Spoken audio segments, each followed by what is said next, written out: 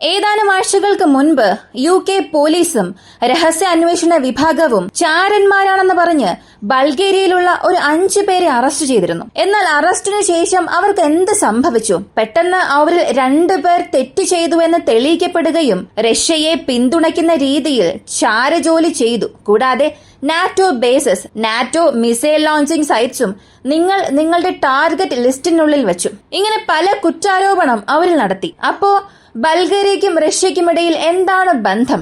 ബൾഗേറിയയിലുള്ളവരെ Russia എന്തുകൊണ്ട് ചാരന്മാരാക്കി മാറ്റി? ഇതിന് പിന്നിലെ കഥയെന്ത്? ഈ വീഡിയോയിലൂടെ വിശദമായി അറിയാം.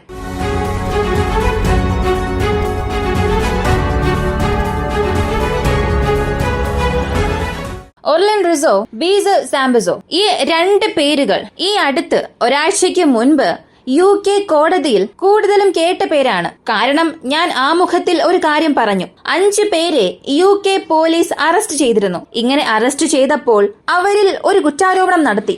റഷ്യയ്ക്കും നാറ്റോയ്ക്കും ഇടയിൽ വലിയ പ്രശ്നങ്ങളുണ്ട്. നാറ്റോ വേഴ്സസ് റഷ്യ, അല്ലെങ്കിൽ റഷ്യ വേഴ്സസ് യൂറോപ്യൻ യൂണിയൻ. ഇങ്ങനെ ഒരു പ്രശ്നം വരികയാണെങ്കിൽ അത് ഒരു 3ാം ലോക മഹായുദ്ധത്തിൽ തന്നെ അവസാനിക്കും. ഇങ്ങനെയുള്ള നിർണായക നിമിഷങ്ങളിൽ ഇടയ്ക്കിടയ്ക്ക് ഈ യൂറോപ്യൻ യൂണിയനിൽ പല പ്രശ്നങ്ങൾ ഉണ്ടാകും. പ്രധാനമായും ജർമ്മനിക്കുള്ളിലാണ് സംഭവിക്കുക. ഒരു ഭാഗത്ത് നോക്കിയാൽ ജർമ്മനിയുടെ പ്രതിരോധ വ്യവസായത്തിൽ അല്ലെങ്കിൽ ആ ഫാക്ടറികളിൽ അപ്രതീക്ഷിതമായ തീപിടുത്തം ഉണ്ടാകും. ഒരാഴ്ചയ്ക്ക് ശേഷം ഇന്റലിജൻസ് റിപ്പോർട്ടെല്ലാം ലഭിക്കും. അന്വേഷണം അവസാനിച്ചതിന് ശേഷം ഇത് സാധാരണയായി ഉണ്ടായ അപകടം അല്ല, ബാഹ്യ സ്രോതസ്സുകളിൽ നിന്നും പുറത്തുനിന്ന് ആരോ വന്ന് ഇവിടെ ഒരു അപകടം ഉണ്ടാക്കുന്ന രീതിയിലുള്ള സെറ്റപ്പ് ചെയ്തിട്ടുണ്ട്. എക്സ്റ്റേണൽ സോഴ്സസ് ഇല്ലാതെ, പുറത്തു നിന്നുള്ള ഒരു വ്യക്തിയുടെ സഹായം ഇല്ലാതെ ഈ തീപിടുത്തം ഉണ്ടാകാൻ സാധ്യതയില്ല എന്ന് ഒരു റിപ്പോർട്ട് പുറത്തുവരും. അങ്ങനെ പ്രധാനപ്പെട്ട ആയുധ ഫാക്ടറികളിലെല്ലാം ഇങ്ങനെയുള്ള തീപിടുത്തം ഉണ്ടാകാറുണ്ട്. ജർമ്മനിയിൽ നടന്ന ഇങ്ങനെയുള്ള സംഭവം പോലെ UKയ്ക്കുള്ളിലും നടക്കാൻ തുടങ്ങി. എന്തിന്? UKയിലെ ഒരു വലിയ ഡിഫൻസ് മാനുഫാക്ചറിംഗ് യൂണിറ്റിൽ സൈബർ അറ്റാക്ക് നടത്തി. നേരിട്ട് അവരുടെ സൈറ്റ് ക്രാഷ് ചെയ്യുന്ന രീതിയിലുള്ള ആക്രമണങ്ങളും നടത്തി. ഈ അവസ്ഥയിലാണ് ബൾഗേറിയയിലുള്ള 5 പേരെ UK പോലീസ് UKയിൽ വെച്ച് അറസ്റ്റ് ചെയ്തത്. അറസ്റ്റ് ആയതിനു ശേഷം ഞാൻ ഈ പറഞ്ഞ 2 വ്യക്തികൾ, ഇവർ 2 പേരും കുറ്റം ചെയ്തിട്ടുണ്ടെന്ന് തെളിയിക്കപ്പെടുകയും അവർക്കായിട്ടുള്ള ശിക്ഷ എത്രയും പെട്ടെന്ന് പ്രഖ്യാപിക്കും എന്നും പറഞ്ഞിരുന്നു. അപ്പോ ഇത്രത്തോളം ശിക്ഷ നൽകുന്ന രീതിയിൽ ഇവർ എന്താണ് ചെയ്തത്? മറ്റൊന്നുമല്ല, നാറ്റോ ബേസിസിനെയും പ്രധാനമായും ഉക്രൈന് ഏതെല്ലാം ബേസിസിൽ നിന്നാണോ സഹായം പോകുന്നത് അവയെല്ലാം നിരീക്ഷിച്ചു. കൂടാതെ അവിടെയുള്ള സൈനികർ, അവരെ ജർമ്മനിയിൽ നിന്ന് ഉക്രൈൻ ബാറ്റിൽ ഫീൽഡ് വരെ അവർ ഫോളോ ചെയ്തു. അവരുടെ പക്കൽ നിന്ന് മാത്രം 490-ലധികം സിം കാർഡ്സ്, 200-ലധികം ഫോൺസ്, 11 TB ടെറാബൈറ്റ്സ് വരുന്ന ഡേറ്റാസ് ഇവയെല്ലാം ലഭിച്ചിട്ടുണ്ട്. എല്ലാം സൈനികം സംബന്ധിക്കുന്ന ഡേറ്റാസ് എല്ലാമാണ്. അപ്പോ ഇവർ എന്ത് ചെയ്തു എന്ന് മനസ്സിലായി. എങ്ങനെ ചെയ്തു? ജർമ്മനിയുടെ സ്റ്റുട്ട്ഗാർട്ട് എയർബേസ്, ഇത് നാറ്റോയിൽ ഉള്ളതിൽ വെച്ച് വളരെ പ്രധാനപ്പെട്ട ഫോർവേഡ് എയർബേസ് ആണ്. ഇങ്ങനെ ഒരു പ്രത്യേകത എന്നതിനപ്പുറം റഷ്യ ഉക്രൈൻ യുദ്ധത്തിൽ ഈ ഒരു ബേസിന്റെ പങ്ക് അല്ലെങ്കിൽ പ്രാധാന്യം വളരെ വലുതായിരുന്നു. അതിനുള്ള കാരണം ജർമ്മനി ഉക്രൈന് പാട്രിയോട്ട് ലോഞ്ചേഴ്സ് നൽകിയിട്ടുണ്ട്. ഒരു പ്രത്യേക എണ്ണം പാട്രിയോട്ട് ബാറ്ററീസ് ഉക്രൈന് ജർമ്മനി നൽകിയിട്ടുണ്ടായിരുന്നു. എന്നാൽ ഇതിനായിട്ടുള്ള പരിശീലനം അവരെടുത്തത് എങ്ങനെയെന്നറിയണ്ടേ?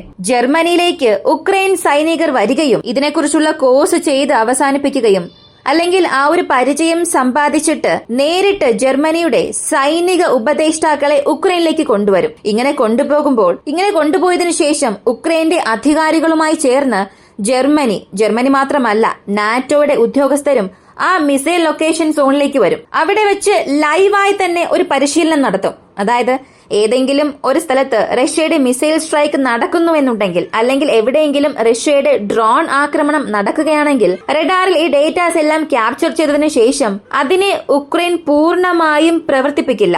അതിന് ടാർഗറ്റ് ലോക്ക് സെറ്റ് ചെയ്യുന്നത് മുതൽ അതിനുള്ള കോർഡിനേറ്റ്സ് ഇൻപുട്ടായി നൽകുന്നതുവരെയും റഡാറിലുള്ള ഈ ഫ്രീക്വൻസീസ് എടുത്ത് മിസൈലിന് ഫീഡ് ചെയ്യുന്നതുവരെയും എല്ലാ കാര്യങ്ങളും ഈ നാറ്റോ ഓപ്പറേറ്റേഴ്സ് ആണ് ചെയ്യുന്നത്. ഇത് ഒരു ലൈവ് സെക്ഷൻ പോലെ തന്നെ ഉക്രൈൻകാർക്ക് ജർമ്മനിയും നാറ്റോയും ചെയ്തു കൊടുക്കുന്നുണ്ട്, ട്രെയിനിങ് കൊടുക്കുന്നുണ്ട്. ഇപ്പോൾ വരെയും റഷ്യ എപ്പോഴും പറയാറുള്ളത് പോലുള്ള ഒരു നാറ്റോ ഇൻവോൾവ്മെന്റ് ഇതാണ്. ഇത് ഒരു രീതിയിൽ നോക്കിയാൽ നേരിട്ടുള്ള ഇൻവോൾവ്മെന്റ് തന്നെയാണ്. പക്ഷേ ഇവർ ഇതെല്ലാം ചെയ്തിട്ട് അതെല്ലാം ഒരു ട്രെയിനിങ് എന്ന പേരിൽ കവർ ചെയ്ത് അവസാനിപ്പിക്കുന്നത് കൊണ്ട് ഇതിനെക്കുറിച്ച് ആരും കൂടുതലായി ഒന്നും സംസാരിക്കുന്നില്ല.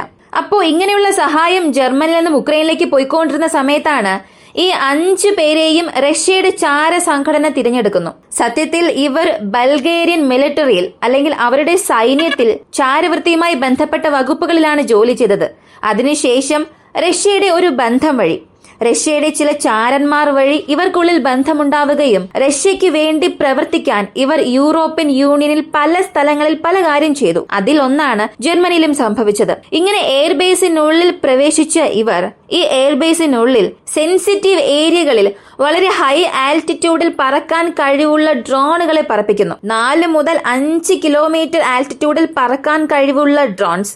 അത്ര ഉയരത്തിൽ പറന്നാലും വളരെ കൃത്യമായി താഴെ എന്ത് സംഭവിക്കുന്നു എന്നുള്ള ചിത്രങ്ങൾ എടുക്കാൻ സാധിക്കും. അങ്ങനെ അവിടെയുള്ള പല ചിത്രങ്ങൾ അവർ എടുത്തു. മുഴുവനായും ഒരു diagram. Patriot launchers, Patriot missiles എവിടെയെല്ലാമാണ് ആ ബേസിൽ സ്റ്റോർ ചെയ്ത് വെച്ചിരിക്കുന്നത്, ആ ബേസിൽ നിന്നും മിസൈൽ ഏത് റൂട്ട് വഴിയാണ് ജർമ്മനിയിൽ നിന്നും ഉക്രൈനിലേക്ക് പോകുന്നത്, ഉക്രൈനിലേക്ക് പോയതിനു ശേഷം ഈ പരിശീലനം നേടിയ പൈലറ്റ്സ് അല്ലെങ്കിൽ പാട്രിയോട്ട് ആയാലും ഇവർ എവിടെയാണ് സ്റ്റോർ ചെയ്ത് വെച്ചിരിക്കുന്നത്, ഈ സ്റ്റോർ ചെയ്ത് വെച്ചിരിക്കുന്ന മിസൈൽസ് എവിടേക്കാണ് പോകുന്നത്, ഇക്കാര്യങ്ങളെല്ലാം ഈ ഡേറ്റാസ് എല്ലാം കളക്ട് ചെയ്തു. എന്നാൽ ഇതിൽ ഉക്രൈൻ ഉണ്ടായ ഒരു വലിയ നേട്ടം, ഇവർ പോകുന്ന റൂട്ട്, ആയുധങ്ങൾ ഏത് വഴി പോകുന്നു എന്ന റൂട്ട് ട്രാക്ക് ചെയ്തു. പക്ഷേ ഉക്രൈനുള്ളിൽ എവിടെയാണ് ആയുധങ്ങൾ വച്ചിരിക്കുന്നത് അത് ട്രാക്ക് ചെയ്യാൻ സാധിച്ചില്ല. എന്നാൽ പകരം ഉക്രൈൻ സൈനികർ എവിടെയെല്ലാമാണ് പോകുന്നത്, ഈ മിസൈൽ ഓപ്പറേറ്റേഴ്സായി ട്രെയിനിങ് എടുത്തവർ പിന്നീട് എവിടെ പോകുന്നു എന്നുള്ള ഡേറ്റ എല്ലാം ലഭിച്ചിട്ടുണ്ട്. അപ്പോ ഇതുപയോഗിച്ച് റഷ്യ ഒരുപാട് സ്ഥലങ്ങളിൽ ആക്രമണവും നടത്തിയിട്ടുണ്ട്. ആ ആക്രമണത്തിൽ ഒരുപാട് പേർ മരിച്ചിട്ടുമുണ്ട്. ഒരു തവണ ഉക്രൈന്റെ മിലിറ്ററി സ്കൂളിൽ യാതൊരു ബന്ധവുമില്ലാതെ റഷ്യ ഒരു സ്ട്രൈക്ക് നടത്തി. അതിൽ 70-ലധികം പേർ മരിച്ചിരുന്നു. ഇക്കാര്യം നമുക്കറിയാം. അത് ഇതുമായി ബന്ധപ്പെട്ട ഒരു സംഭവമാണ്. ഇവിടെ നിന്നും ലഭിക്കുന്ന ഡേറ്റാസ് വഴിയാണ് ആ ഒരു ആക്രമണം റഷ്യ നടത്തിയത്. കാരണം അവിടെ പ്രവർത്തിച്ചതും നാറ്റോ ഫോറിൻ മിസൈൽ ഓപ്പറേറ്റേഴ്സ് ആണ്. കൂടാതെ ഉക്രൈൻ സൈനികരും അവിടെ മരിച്ചു. അപ്പോ ഈ ചാരന്മാരുടെ പ്രവർത്തനവും അവരുടെ സഹായവും റഷ്യയ്ക്ക് വളരെ പ്രയോജനകരമായിട്ടുണ്ട്. ഇങ്ങനെ റഷ്യയ്ക്ക് വിവരങ്ങൾ ലഭിച്ചുകൊണ്ടിരിക്കുന്ന സമയത്ത് ഏതോ ഒരു ഘട്ടത്തിൽ ഈ റഷ്യയുടെ ചാരന്മാരുടെ പ്രവർത്തനം അല്ലെങ്കിൽ ജർമ്മനിയിൽ സംഭവിക്കുന്ന ഈ ഡിഫൻസ് മാനുഫാക്ചറിംഗ് യൂണിറ്റിൽ നടക്കുന്ന സൈബർ അറ്റാക്സ് എല്ലാം ജർമ്മനി ശ്രദ്ധിക്കാൻ തുടങ്ങി. ആ ശ്രദ്ധ അവസാനം ഈ 5 ചാരന്മാരിലേക്ക് വന്നു. 5 പേരും അകപ്പെടുകയും ചെയ്തു. പക്ഷെ നേരിട്ട് ഇവരിൽ നിന്നും യാതൊരു തെളിവും അവർക്ക് എടുക്കാനായില്ല. റഷ്യയ്ക്കും ഇവർക്കും ഒരു ബന്ധമുണ്ടെന്ന രീതിയിൽ തെളിവുകളൊന്നും ലഭിച്ചില്ല. റഷ്യയ്ക്ക് ഫേവറായി ഇവർ വിവരങ്ങൾ ശേഖരിച്ചിട്ടുണ്ട്. എന്നാൽ ഇവരുടെ പക്കൽ നിന്നും ഡേറ്റ ആർക്ക് പോയി, ആ ഡേറ്റ എവിടെയെല്ലാമാണ് പ്രോസസ് ചെയ്തത്, ഇതൊന്നും കണ്ടുപിടിക്കാൻ സാധിച്ചിട്ടില്ല. ഈ ഡേറ്റ കൈമാറ്റം എന്നൊരു പ്രോസസ് ഉണ്ട്. 2 ചാരന്മാരുണ്ടെങ്കിൽ അവർക്ക് ഈ ഡേറ്റ ട്രാൻസ്ഫർ എങ്ങനെ സംഭവിക്കുന്നു, ഇതാണ് ആദ്യം അറിയേണ്ടത്. പക്ഷെ അത് സംബന്ധിക്കുന്ന ഡേറ്റാസ് ഒന്നും ലഭിച്ചിട്ടില്ല. ഇതുമായി ബന്ധപ്പെട്ട മറ്റൊരു കാര്യം പറയേണ്ടത്, അടുത്തിടെ ബാൾട്ടിക് കടൽ മേഖലയിലെ ലിത്വേനിയയിൽ നിന്ന് സ്വീഡനിലേക്ക്, ഫിൻലാൻഡിൽ നിന്നും ജർമ്മനിയിലേക്കും പോകുന്ന പ്രധാനപ്പെട്ട അണ്ടർ വാട്ടർ കേബിൾസ് കട്ട് ചെയ്തിട്ടുണ്ടായിരുന്നു. ബാൾട്ടിക് കടൽ മേഖലയിലെ ലിത്വേനിയയിൽ നിന്നും സ്വീഡനിലേക്കും ഫിൻലാൻഡിൽ നിന്ന് ജർമ്മനിയിലേക്കും പോകുന്ന പ്രധാനപ്പെട്ട അണ്ടർ വാട്ടർ കേബിൾസ് കട്ട് ചെയ്തിട്ടുണ്ടായിരുന്നു. അതിന്റെ തുടക്കം അല്ലെങ്കിൽ അതിന് റഷ്യയായിരുന്നു ഒരുപാട് പേർ കുറ്റാരോപണം നടത്തിയത്. ഇത് റഷ്യയാണ് ചെയ്തത്, ഇങ്ങനെയുള്ള അണ്ടർ വാട്ടർ ആക്ടിവിറ്റീസിനെല്ലാം റഷ്യയാണ് കാരണം, റഷ്യ അല്ലാതെ മറ്റാർക്കും ഇങ്ങനെ ചെയ്യാൻ സാധിക്കില്ല, അവർ തന്നെയാണ് ചെയ്തത് എന്ന് ഉറപ്പിച്ച് പറയാൻ തുടങ്ങി. അതിന് സപ്പോർട്ടീവായി പറഞ്ഞത്, ഇന്നുവരെയും ഭൂമിക്കടിയിൽ അണ്ടർ വാട്ടറിൽ എന്തൊക്കെ സംഭവിച്ചാലും അത് റഷ്യ മാത്രമേ ചെയ്യുകയുള്ളൂ എന്ന ഒരു അഭിപ്രായം പറഞ്ഞു. അതൊരിക്കലും അംഗീകരിക്കാനേ സാധിക്കുന്നില്ല. നോർഡ് സ്ട്രീം എന്ന ആശയം എല്ലാവർക്കും അറിയാം. അത് ആര് ചെയ്തു എന്നുള്ളത് വരെ അറിയാം. ജർമ്മനി തന്നെ പല തവണ പറഞ്ഞിട്ടുണ്ട് റഷ്യ അത് ചെയ്തില്ല എന്ന്. എന്നാൽ ഇപ്പോ അവർ തന്നെ റഷ്യയാണ് എല്ലാം ചെയ്തതെന്നും പറയുന്നു. അണ്ടർ വാട്ടർ സ്ട്രക്ചേഴ്സിനെ തകർക്കുന്നതിൽ റഷ്യയാണ് ഒരു പ്രധാനപ്പെട്ട പങ്ക് വഹിക്കുന്നത്. ഇങ്ങനെയാണ് ജർമ്മനി ഇപ്പോ പറയുന്നത്. അതായത് സമയത്തിനനുസരിച്ച് കാലത്തിനനുസരിച്ചും എല്ലാവരും അവരവരുടെ അഭിപ്രായങ്ങൾ മാറ്റുന്നുണ്ട്. നിങ്ങൾ തന്നെ റഷ്യ ഒന്നും ചെയ്തില്ല എന്ന് പറയും. പക്ഷേ നിങ്ങൾക്കൊരു പ്രശ്നം വന്നാൽ റഷ്യയാണ് ചെയ്തതെന്നും പറയും. എന്തു തന്നെയായാലും നിങ്ങളുടെ രാജ്യത്തിനുള്ളിൽ റഷ്യയുടെ സ്പൈ നെറ്റ്വർക്ക്സ് എത്രത്തോളം ഉണ്ടെന്നുള്ളത് ഈ ഒരു സംഭവത്തിലൂടെ മനസ്സിലായിട്ടുണ്ടാകും. റഷ്യയുടെ ഒരു ഫൈറ്റർ ജെറ്റിനെ ആക്രമിച്ചാൽ അല്ലെങ്കിൽ റഷ്യയുടെ ഏതെങ്കിലും ഒരു എയർബേസ് ആക്രമണത്തിന് ഇരയായാൽ അതിന്റെ എല്ലാ ഡേറ്റാസും അമേരിക്കയുടെ സാറ്റലൈറ്റ്സും അമേരിക്കയുടെ പ്രൈവറ്റ് സാറ്റലൈറ്റ്സും ഓരോന്നായി ഫോട്ടോ എടുത്ത് നൽകും. പക്ഷെ ഇവിടെ റഷ്യയുടെ ചാരന്മാർ നാറ്റോയ്ക്കുള്ളിൽ തന്നെ നുഴഞ്ഞു കയറി നാറ്റോ എയർബേസിനുള്ളിൽ കയറി അവിടെയുള്ള മുഴുവൻ ഇമേജും എടുത്ത് പുറത്തുവിട്ടു. എന്നാൽ അതിന്റെ ഒരു ഇമേജ് എങ്കിലും നമുക്ക് കാണാൻ കഴിയുമോ? എവിടെയെങ്കിലും നിങ്ങൾക്കത് തിരഞ്ഞ് കണ്ടുപിടിക്കാൻ സാധിക്കുമോ? ഇങ്ങനെ ഒരു സംഭവം നടന്നു എന്നുള്ളത് സത്യമാണ്. അത് കൺഫേം ചെയ്തതും അവർ തന്നെയാണ്. എന്നാൽ അത് സംബന്ധിക്കുന്ന ഡേറ്റാസ് ഒന്നും നമുക്ക് നൽകാൻ അവർക്ക് കഴിയില്ല. അങ്ങനെ നൽകിയാൽ നമ്മൾ അതിനെക്കുറിച്ച് സംസാരിക്കും. പുറത്ത് പലരും അതിനെക്കുറിച്ച് അറിയും. അവർ അവിടെ സ്ട്രോങ് ആണ് എന്നുള്ള ഇമേജ് പിന്നെ തകരും. ഇത് തന്നെയാണ് ഇവിടെ സംഭവിക്കുന്നത്. ഈ ഒരു വീഡിയോയെ കുറിച്ചുള്ള നിങ്ങളുടെ അഭിപ്രായം കമന്റിൽ പറയുക. പ്രധാനമായും റഷ്യയുടെ ചാരന്മാർ വേഴ്സസ് ജർമ്മനി അല്ലെങ്കിൽ നാറ്റോ, ഇതിനെക്കുറിച്ച് നിങ്ങൾ എന്ത് കരുതുന്നു? നിങ്ങളുടെ അഭിപ്രായം കമന്റിൽ പറയുക. വീഡിയോ ഇഷ്ടമായാൽ ലൈക്ക് ചെയ്യുക, ഷെയർ ചെയ്യുക. നമ്മുടെ ചാനൽ ആദ്യമായി കാണുന്നവരാണെങ്കിൽ മറക്കാതെ സബ്സ്ക്രൈബ് ചെയ്ത് സപ്പോർട്ട് ചെയ്യുക. മറ്റൊരു വീഡിയോയുമായി വീണ്ടും കാണാം.